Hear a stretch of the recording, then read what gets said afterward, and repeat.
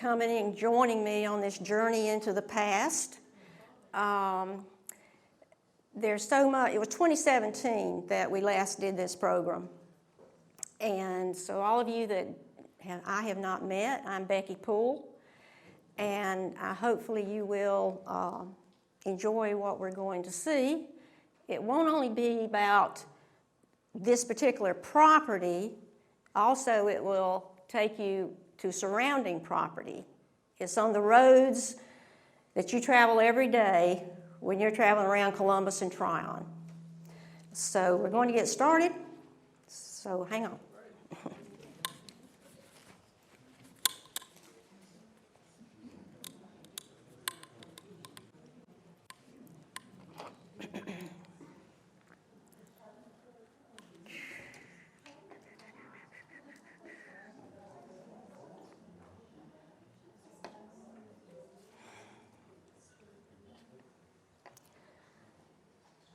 Now these are the acknowledgments of all the people that helped me with this program.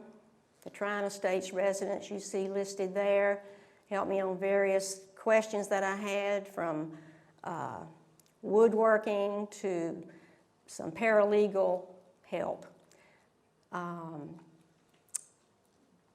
Shannon Scott, there that you see at the bottom of that list, is the stepdaughter of Ralph Milner. And she was 8 years old when she came on this property with Ralph, and she was my source of information, what she could remember, and she was a big help on this program.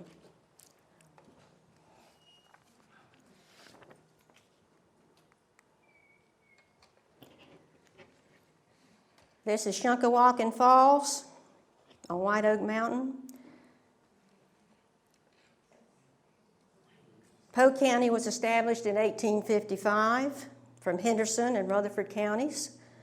Shunkawalkin Falls, located on White Oak, is the water source for Horse Creek. And you can see these falls from Highway 108 in Columbus. It's more visible during the winter months. Now I want you to remember, everyone, Horse Creek, because it's going to be your focus point, and I'll refer to Horse Creek off and on.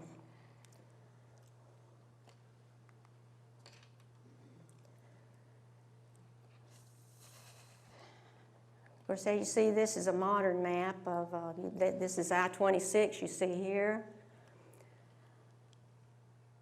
Horse Creek is this blue line that you, coming off the mountain. It goes under I-26 in this section,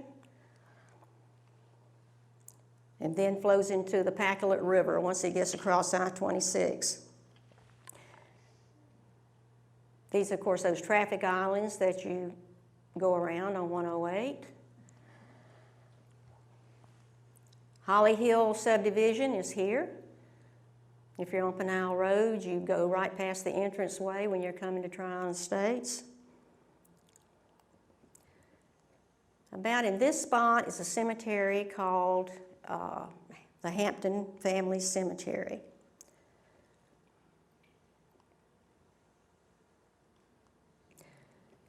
One thing I want to show you, and also this is Tryon Estates right in that area. And this is the Welcome Center, that little curlicue right there. This is what once was Weaver Mill Road.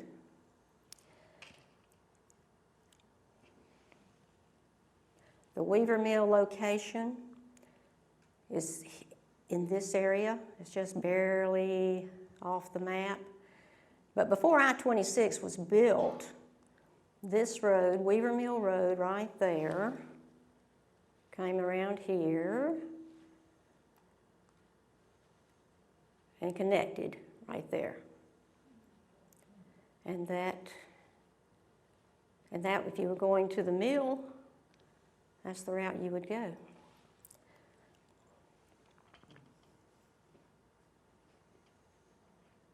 Tryon Estates property of 215 acres is part of an original 450 acres purchased by Ralph Milner in 1952.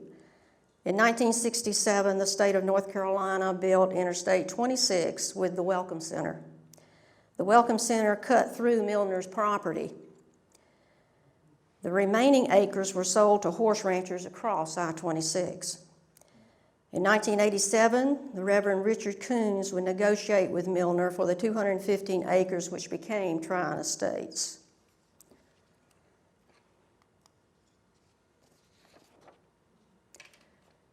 Then we get into the gold mining. From 1804 through 1827, we were then Rutherford County. Polk County did not exist. The gold mines of North Carolina were the source of all gold produced in the United States, according to Clarence Griffin in his History of Rutherford County. The richest gold field in North America lies in Rutherford, Polk, Cleveland, and upper parts of Spartanburg and Cherokee counties. It is said that a Hampton man found a nugget of such size he could buy a farm, among other things. As recently as 1989, grains of gold were found in Horse Creek. Rutherford County holds the distinction of having the only private mint that produced acceptable U.S. coinage. Rutherford and neighboring counties were leading gold producers until the gold strike at Sutter's Mill in California in 1849.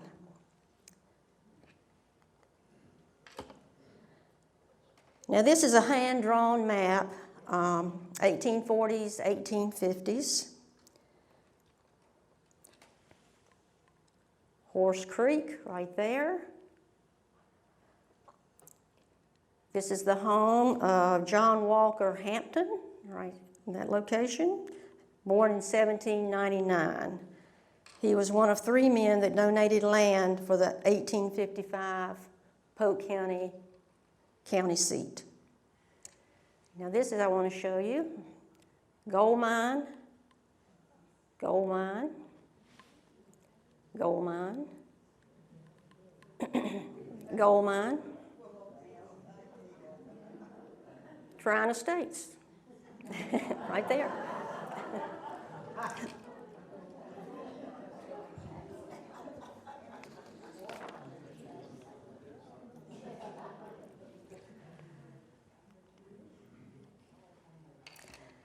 This is Napoleon Bonaparte Hampton, nicknamed Boney. He was born 1834, died 1907. He was the son of John Walker Hampton. He had 7 siblings, served as sheriff and clerk of court, Polk County.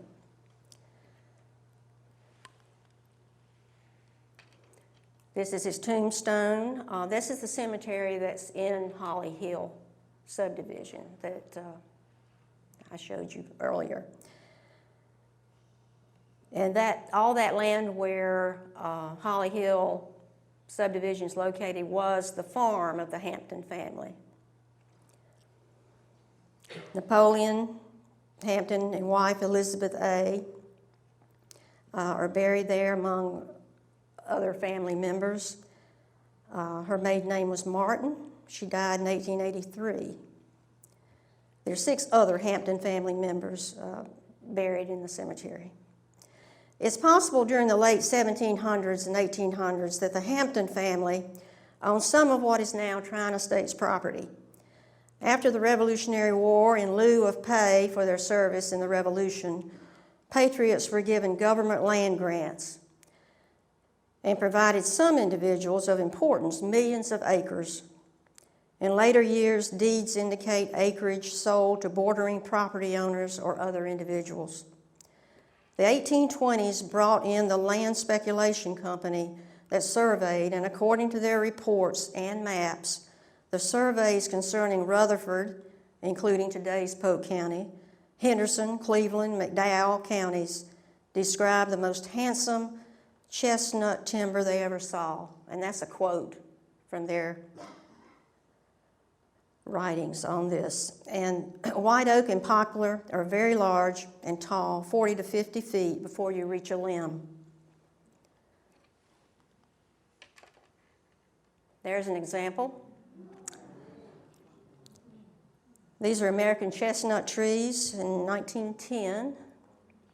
They were known as king of the trees.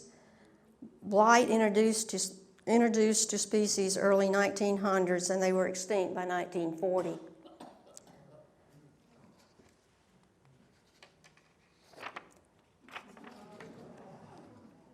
You can see they climbed in there. They just put boards in the slits and then climb up into the large cut there. And these handsome young guys down here, the lumberjacks.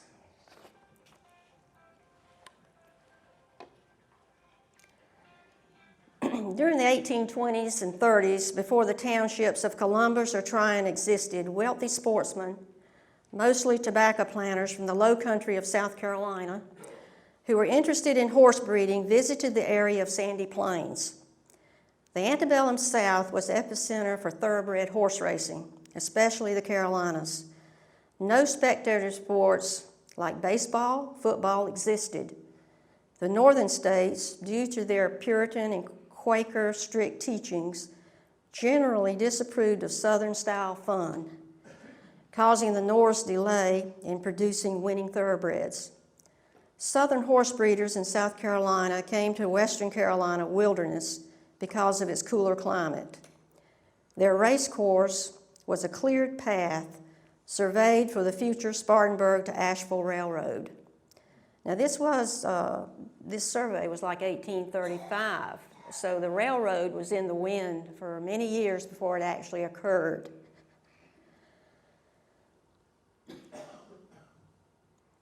So the future Spartanburg and Asheville Railroad from Sandy Plains toward Fort Foster's Mountain in Columbus. For many years, it was known as Foster's Race Path. Of course, this is a modern map. It's the only one I could really find to show you. Foster's Mountain is right there. This is Columbus. And just across here is Foster's Mountain. And that's now known as Chocolate Drop, because it looks like a chocolate drop. The failure of the railroad coming through Columbus is a story for another day. Today, this race path is Pinal Road. So every time you get on Pinal Road, you're on this race path. Per John Eisenberg's book, The Great Match Race, the only game with any semblance of traditional organization in 1822 was horse racing. Americans treasured their horses, regarding them as both indispensable and magical. In the racing-mad South, it was said a man left home for only 3 reasons: worship in church, appear in court, and attend a race. Now, if I told you that we were going back to the 1830s and 1840s to witness one of these races, you will probably form a mental vision of a race similar to this one, like they were racing down Pinal Road, but you would be wrong. It was beneath the dignity of a Southern gentry to be the rider in a horse race. During the antebellum period, black horsemen dominated the racing landscape as jockeys. All of the jockeys were slaves dressed in silks with colors representing their master's plantation. And you can see in this photograph, there's the jockey in the silks. That's the trainer. The trainer always wore a hat. And that's the groomer. Since photography didn't exist during that time in history, artist Edward Troy provides us with a historical record.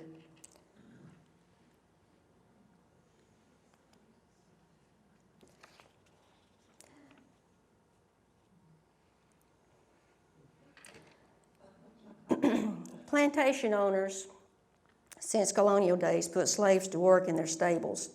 Slaves cared for and raced their masters' horses. They served as riders, grooms, and trainers and gained a keen horse sense for spending so much time at the stables. It made sense that they would also be the jockeys.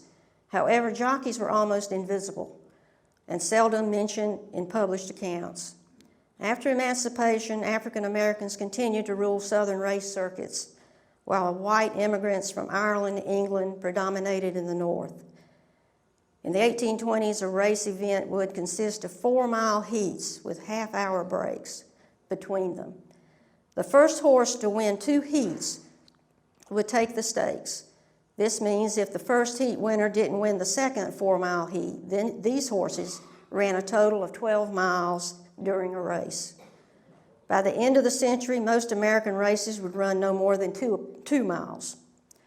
Horse racing was called a sport of kings. A fact is that 13 of the 15 riders in the first 1875 Kentucky Derby were African Americans.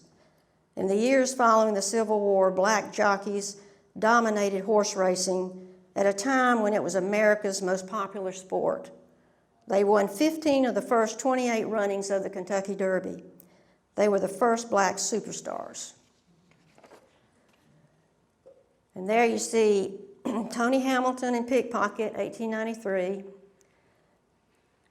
Now his hat, his silks were, he had on a blue jacket with the stars and a red cap with stars. And also I wanted to show you, notice his leg position. That's how they raced in those days. No high stirrups like today. That came along a little later.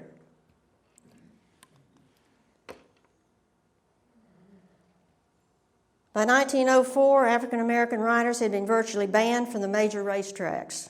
The racing tide of institutional racism swept across Gilded Age America and seeped into the world of horses. Resentful white jockeys at northern raceways conspired to force blacks off the track, in some cases literally. No African American rode the race between 1921 and 2000. Isaac Murphy, in the first photograph there, won Kentucky Derby 3 times, 1884, 1890, 1891. He is considered by some as the greatest jockey in history. Oliver Lewis won the very first Kentucky Derby in 1875. And Jimmy Wakefield was also a great rider. And that's Jimmy. And he's riding Alan Adele. That's the name of the horse. He won the Kentucky Derby 2 times, 1901, 1902. 1902, he was riding this horse, Alan Adele. These men won many other races other than the Kentucky Derby, and they are members of the Horse Racing Hall of Fame. Now, we're getting close to home here. Highway 108, and this is an old map, did not exist. There are no road numbers. 108, there's Columbus. There's Lynn. 108 would be right here, but it's not then. The Columbus to Lynn Road. This is Columbus. And you would come, this is Weaver Mill Road, which turned out to be Old Highway 19, number 19, and you can still see it once you get past the interstate and all that. St. Luke's Hospital is over in here, and there's this Lynn. Now Columbus to Landrum, begin here in Columbus. You're on Pinal Road. This is Pinal Road, 1907. And they would call it Columbus to Landrum if you were in Columbus. If you were in Landrum, it'd be Landrum to Columbus Road, depending where you were. Of course, that's all Pinal now. Sandy Plains is really not on the map, but it would be over here into Pinal and going down Highway 9.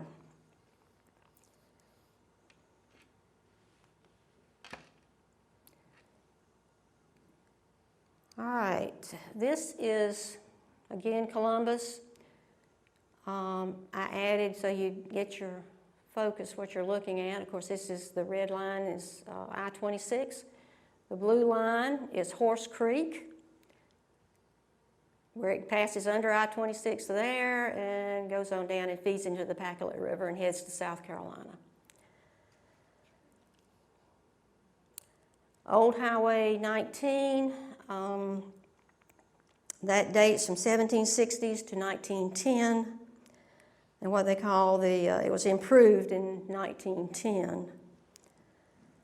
Highway 108 did come along and replaced Highway 19 in the 1920s.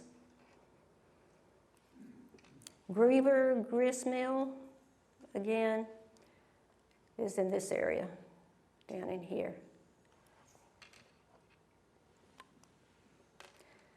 If you lived in Columbus in the day, there you are crossing Horse Creek. You would have to cross the creek on your way to Lynn. Lynn was a happening place, by the way, back in the day. It was, that's where you'd go get all your gossip and hang around and chit-chat. A bridge was built across the river in Lynn, but washed away in the Great Flood of 1916. This is the Weaver Mill. This is the mill keeper, his wife, maybe his child, and I believe someone up here in this area. But this is, of course, Horse Creek she's standing in. This is also there at the Weaver House. That's the Weaver home.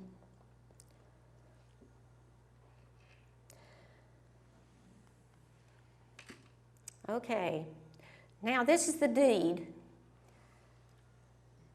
when Ralph Milner bought this property. And that was in 1952.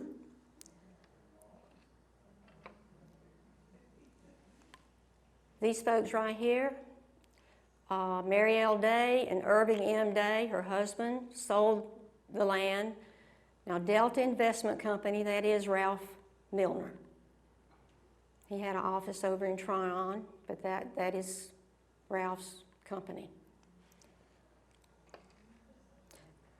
And remember the day name, Mary L. and Irving M.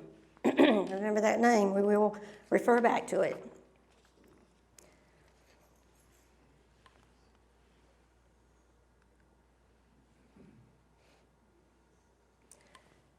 Down at the bottom of the deed, here, right there, you can see this is 389 acres and 169 acres. But here is Charles D. Lanier and May Phil Lanier, his wife, to Mary Lanier Day, dated 1939. Then number 2 is Charles D. Lanier and his wife, May, again to Mary Lanier Day. Mary is their daughter, and that's in 1940.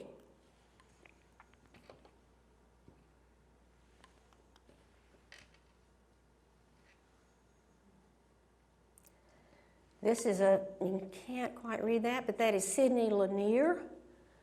A lot of you folks may not know anything about Sidney, but he was a poet, musician, and scholar. He was born in Georgia. He was a member of the Peabody Symphony Orchestra, in position as first flutist and faculty member at Johns Hopkins University in Baltimore, Maryland. He died in Lynn, North Carolina in 1881 at the age of 39 of tuberculosis. The house he died is located on Highway 108 in Lynn.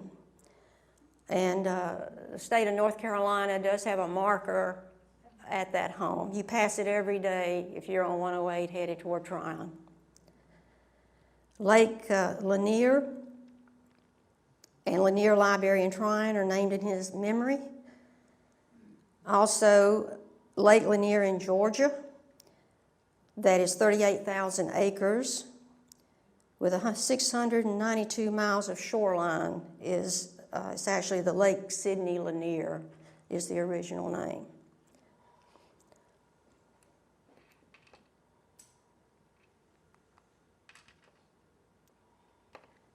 That's Mary Day Lanier, who is Sidney's wife. She's born in Connecticut. Her father was Charles Day. Sidney and Mary named their firstborn son Charles, and that's the name on the deed. Mary remained in Tryon 5 years after her husband's death and then returned to Greenwich, Connecticut. She was instrumental in seeing that his name was in literature.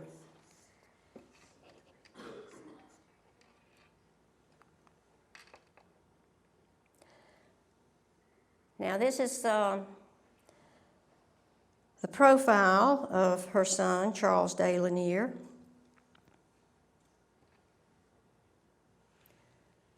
You can see here that he was the son of Sidney Clopton Lanier, who was the poet, and his mother, Mary Day, and a husband of May Field.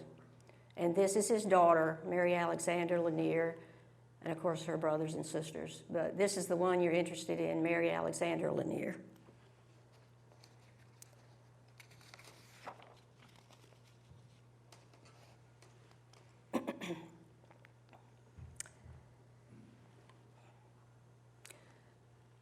Mary Alexander Lanier, of course, her parents, it shows she's the wife of Irving Meade Day.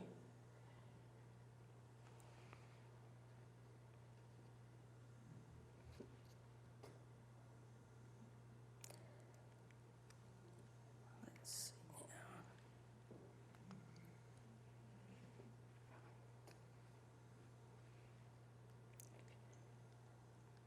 Here you can see a more concise genealogy of that family. Sidney Clopton Lanier, Mary Day, their firstborn, Charles, his wife, and of course their daughter Mary Alexander, and her husband Irving.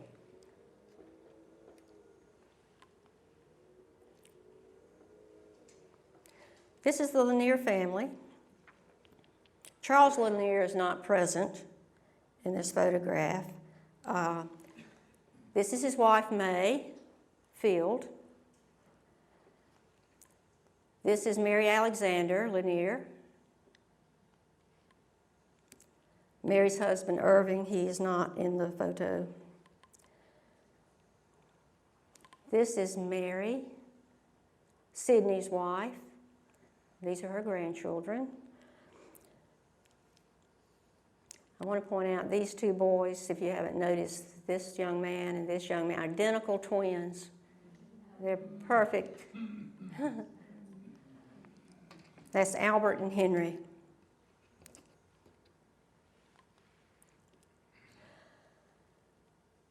Again, Mayfield Lanier. She was president of the William Alexander Jr. chapter of the United Daughters of the Confederacy in Greenwich, Connecticut. She laid out her plans for the UDC to purchase and preserve the 1,700-acre Lee family home, Stratford Hall in Virginia, built in 1738. And that's the birthplace of Light Horse Harry Lee, who was in the Revolutionary War, and his son, Robert E. Lee.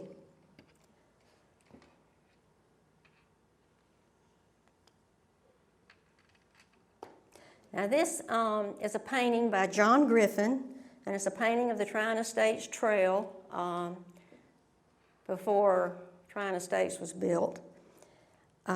He lived in Holly Hill, next door, and that he's with his Springer Spaniel. And Mr. Griffin died in 2007.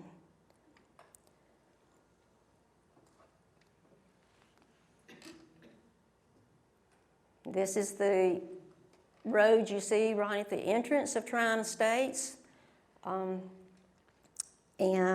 this is the entrance that Shannon, Ralph Milner's stepdaughter, used to come into the area with him, and this was all wooded land, and that was it, you know. She provided the story of riding in Ralph's Jeep into property during the early 1960s. Now, she was only 8 years old at the time. She stated there was only logging roads or wagon trails. Of course, there was no lake, only forest land.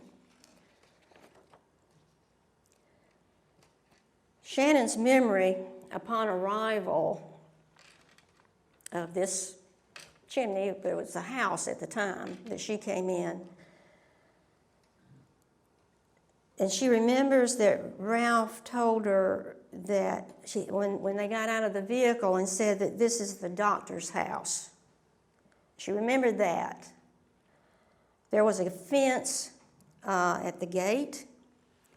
I believe it was probably right here somewhere. There's sort of a walkway. And behind there was this is stone. That's like the backyard, I guess you would say, right there. A lot of you have hiked up in there, but if you've not had a chance, this is what it looks like. You're in the front door, and she remembers rose bushes blooming throughout the front area.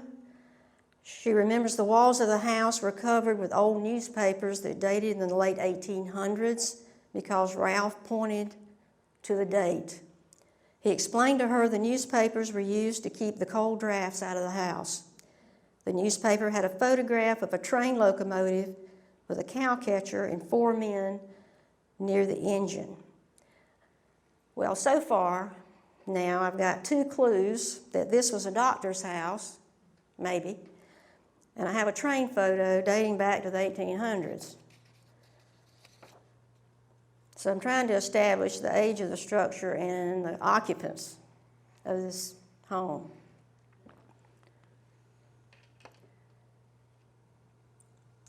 This is a locomotive. This is Saluda, by the way.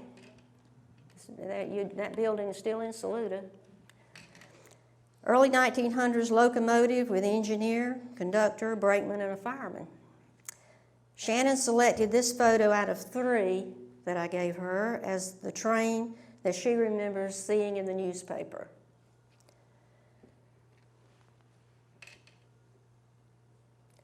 That's another photograph of that chimney with the fern. It was a 2-story, back that up. It was a 2-story home.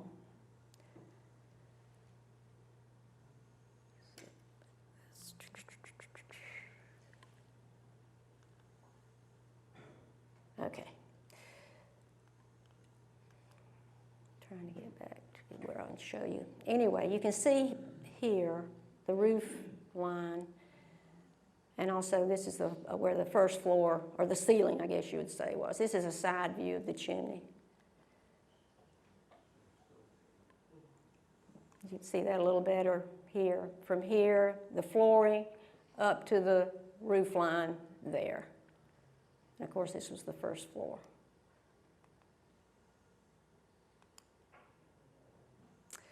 Here you can see the indent of that vine for the ceiling of the house.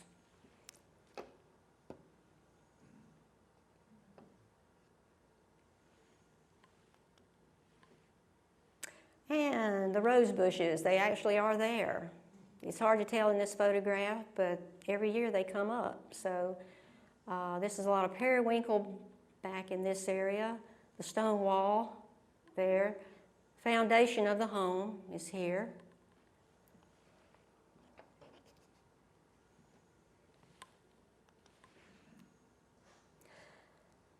The diagram. Okay, I measured around this home. Give you some idea. Now it's hard to tell what was where, but this was probably the kitchen area. This is a chimney. The reason I know this is it was all over the ground back there, just broken bricks and things like that. So the location of all those bricks on the ground, I'm placing that chimney at that location for that room. This is the chimney that you see in the photographs, and it's like 8 feet 3 inches between here and the back foundation. So there could have been a stairway back here up to the attic. Bedrooms perhaps in this area, but that's all assumption. The old barn. It really was in its day a beautiful barn.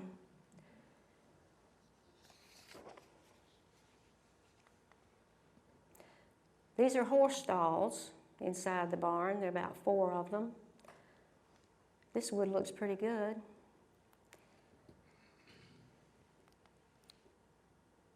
The rear of the barn, and you notice the rock work here, all hand done. There's no mortar in there. These are handmade nails. You can tell that by the square tops. You imagine having to make your own nails, saw your own lumber to make the barn.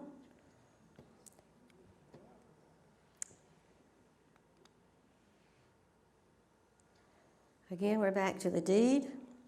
Now I want to point out, this is the same deed you've been looking at, and these are adjoining properties in here of this land. And so as you see here, Dr. M.C. Palmer. So I wondered, okay, Dr. Palmer I knew owned a lot of land throughout Polk County, and I thought, well, maybe he's the doctor that Shannon was talking about.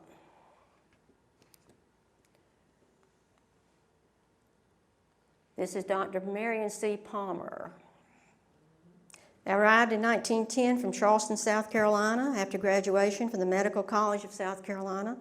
He owned property throughout Polk County, especially Cooper's Gap area, Bright Creek, and Lake Adger area.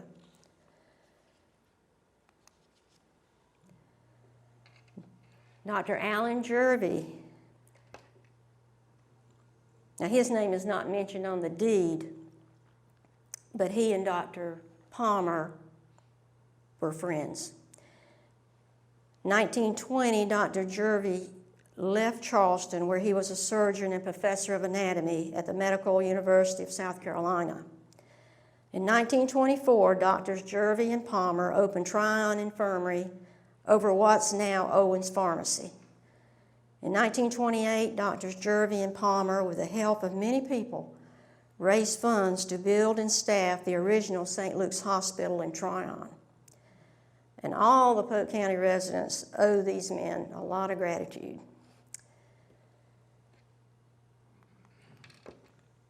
And we had this on the property too.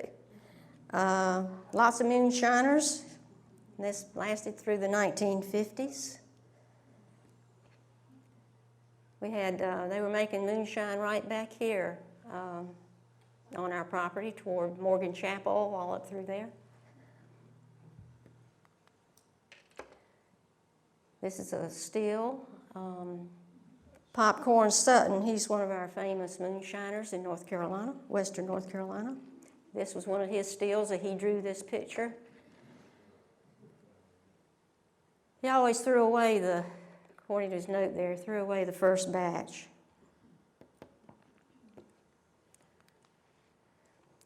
This is how our land was cleared here after Ralph bought the property. This is known as a portable frick sawmill. This is back in this area. Ralph Milner, land was very important for the timber. And you see this saw, there's the saw. That's a huge blade. And they don't use these, they can move, the advantage of this, you can move these sawmills anywhere you want them to cut timber, and that's what they did.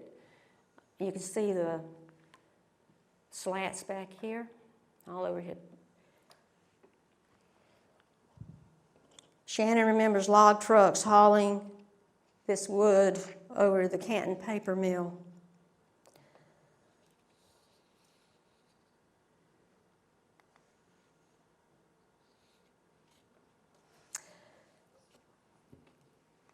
Very last name, L.L. Talent. It's Landrum Lee Talent. He sold some land to Mary Lanier Day on 1941.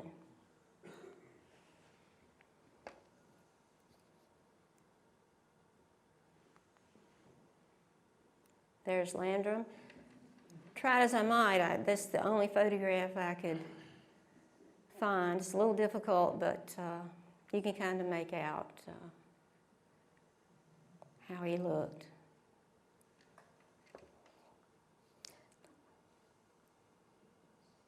Landrum was the justice of the peace. That's in the courthouse there. And this was my eureka moment, folks. Because further research I was doing, I discovered that Landrum there had a brother named Doc.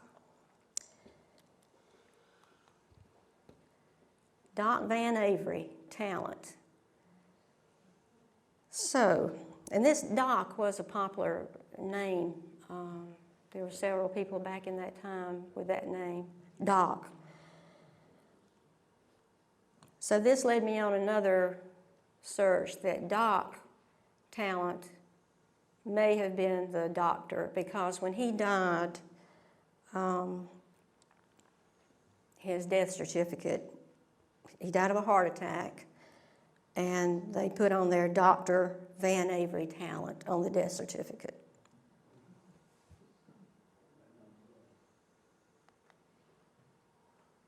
And that's just a little news article that someone had printed in the paper.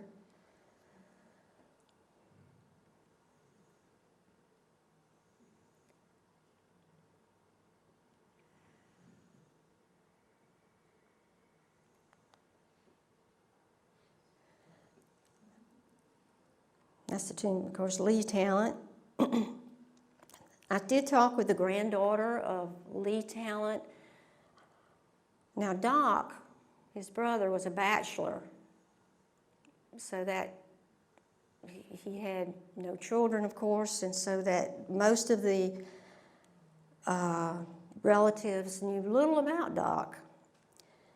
I talked with Carolyn Tessner, who advised that Lee, her grandfather, lived across from Tryon Estates, and Doc lived in what is now a road in Tryon Estates, lived down a road into the woods. She was a child and didn't know really anything more about Doc. So it was a little bit of a dead end, but the description of where he lived led me more to believe that the old house is where Doc may have resided.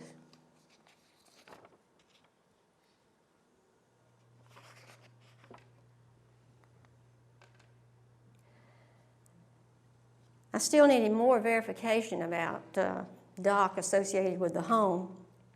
And this is a Tryon and vicinity, it's an old map showing things of interest around the area. And I got this map. I've been searching and searching, and Frances Parker is a paralegal and also a historian herself.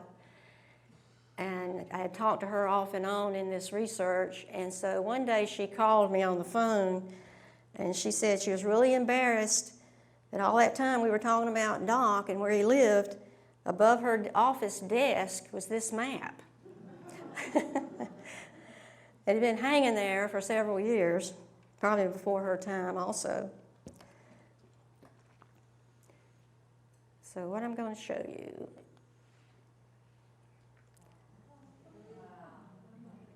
There's Doc's home.